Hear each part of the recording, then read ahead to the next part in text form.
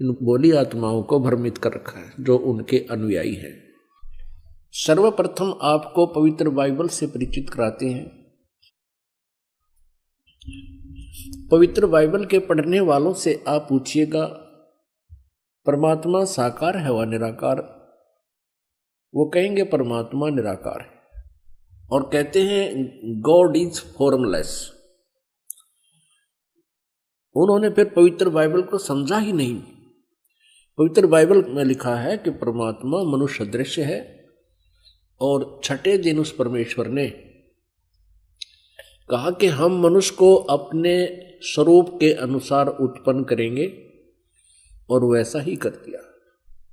छठे दिन भगवान ने मनुष्य को अपने स्वरूप में उत्पन्न किया, नर और नारी करके उनकी उत्पत्ति की।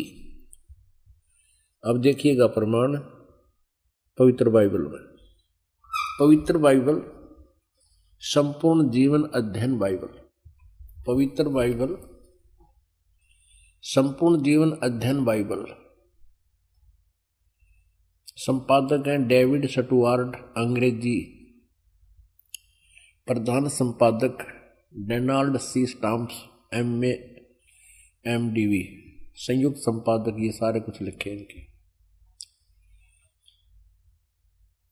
ये USA से छपा है।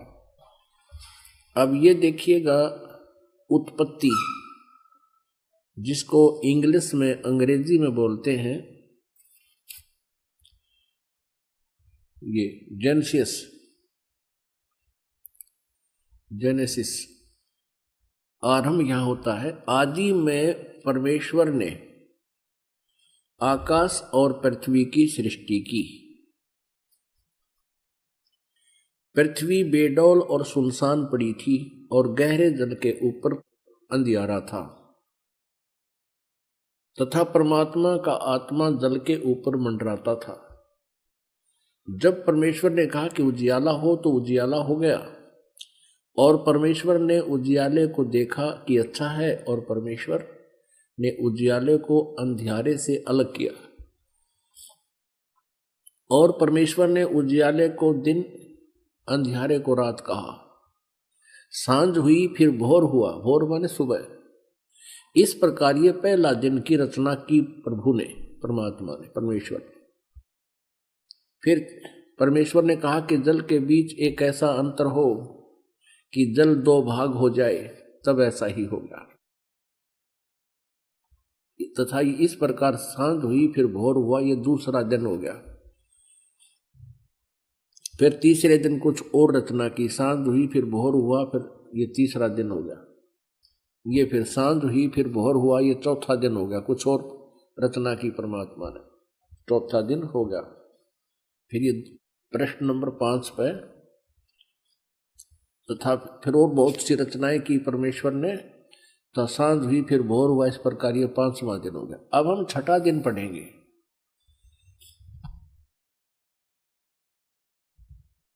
फिर परमेश्वर ने कहा कि हम मनुष्य को अपने स्वरूप के अनुसार अपनी समानता में बनाएं और वे समुद्र की मछलियों और आकाश के पक्षियों और घरेलू पशुओं और सारी पृथ्वी पर और सब रेंगने वाले जंतुओं पर जो पृथ्वी पर रेंगते हैं अधिकार रखें, यानी उनसे बुद्धिमान हो। तब परमेश्वर ने मनुष्य को अपने स्वरूप के अनुसार उत्पन्न किया। अपने ही स्वरूप के अनुसार परमेश्वर ने उसको उत्पन्न किया, नर और नारी करके उसने मनुष्यों की सृष्टि की। पुण्यात्माओं फिर पढ़ लो। तब परमेश्वर ने मनुष्य को अपने स्वरूप के अनुसार उत्पन्न किया।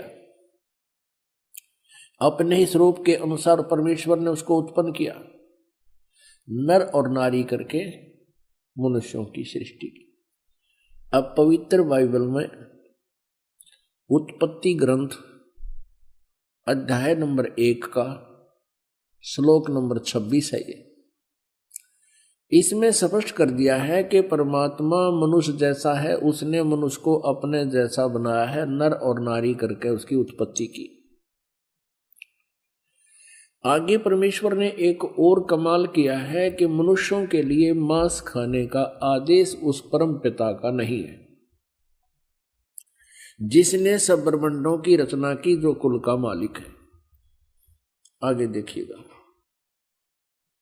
इसी उत्पत्ति ग्रंथ में ये 26 नंबर हमने पढ़ लिया। 27 नंबर में कि मनुष्य 27, 26 और 27 में यही व्यवस्था बताई है।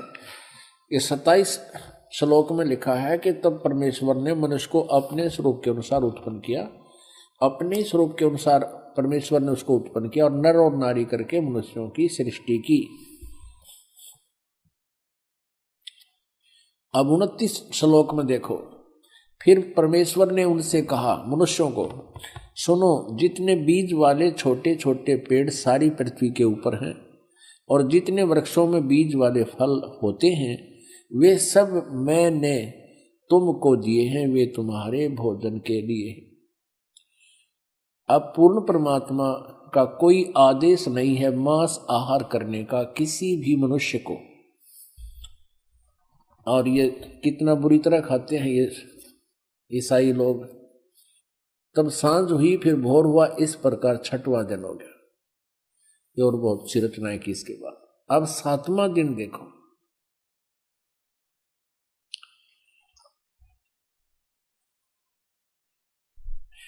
यो आकाश और पृथ्वी और उनकी सारी सेना का बनाना समाप्त हो गया 6ठे दिन।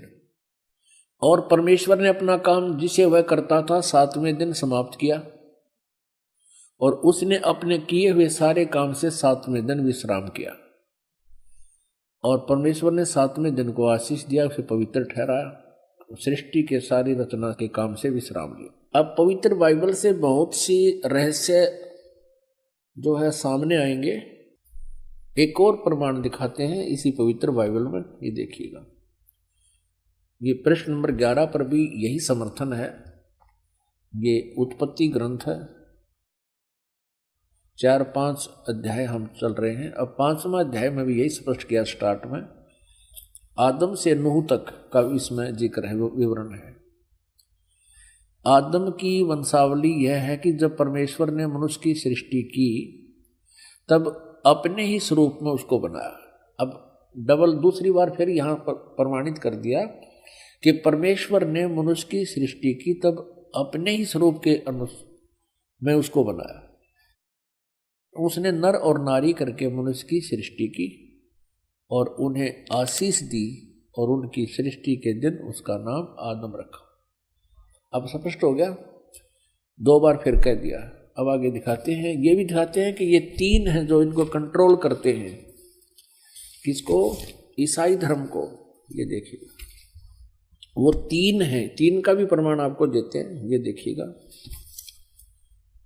ये है 24 पृष्ठ और वही उत्पत्ति यानी जेनेसिस 17-18। 3 अतिथि। अब्राहम ममरे के बांज वृक्षों के बीच कड़ी धूप के समय तंबू के द्वार पर बैठा हुआ था अब्राहम। तब योहा ने उसे दर्शन दिया। उसने आंखें उठाकर दृष्टि की तो क्या देखा कि 3 पुरुष उसके सामने खड़े। ये तीनों ब्रह्मा विष्णु महेश।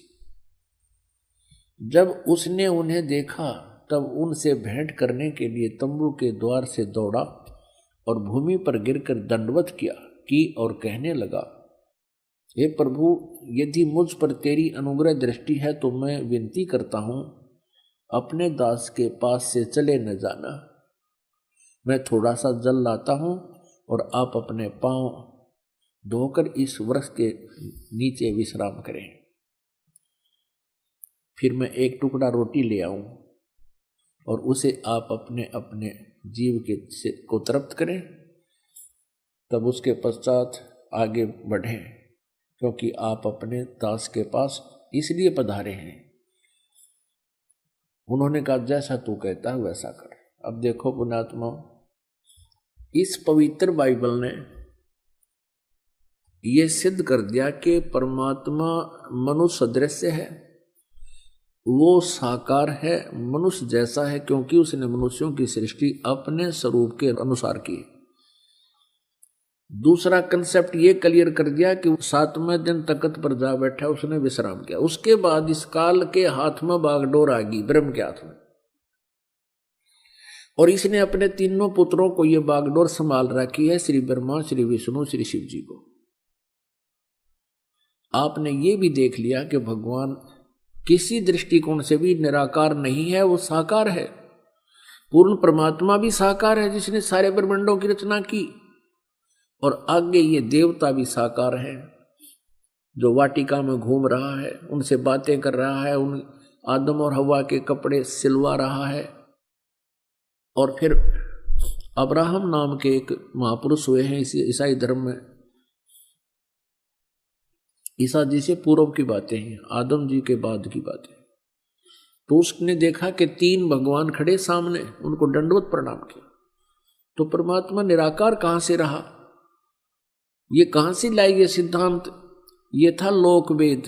लोकवेद वो होता है जो दंत कथा होती है, जो सदग्रंथों के विपरीत होता है।